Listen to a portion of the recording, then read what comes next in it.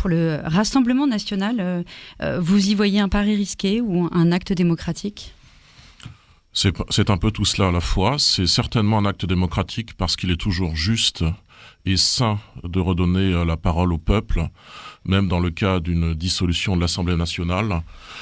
Il faut bien expliquer et bien rappeler à nos auditeurs que cette dissolution en réalité a un précédent, c'est-à-dire la majorité très relative issue des élections législatives de 2022, le fait qu'il n'y avait plus la majorité de 2017, que le pouvoir macroniste était considérablement affaibli à sa gauche par la NUPES et par les 88 députés du Rassemblement national. C'est un peu le précédent de ces élections législatives anticipées les 30 juin et 7 juillet, avec bien sûr la victoire historique de l'opposition nationale au scrutin du 9 juin, et puis la défaite tout aussi historique de la majorité présidentielle qui n'a pas rassemblé davantage que 15% des votes.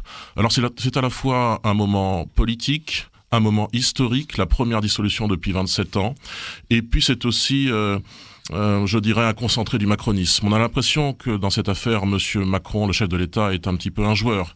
Il cherche à tester les Français. Sans doute a-t-il pensé que la gauche n'arriverait pas à se coaliser. Manifestement, c'est une erreur de jugement. Sans doute a-t-il pensé que le Rassemblement national n'arriverait pas à présenter 570 candidats. C'est aussi une erreur de jugement. Et nous aurons donc dans ces élections anticipées, effectivement, comme l'a souligné Monsieur Bellamiti, 3 offres.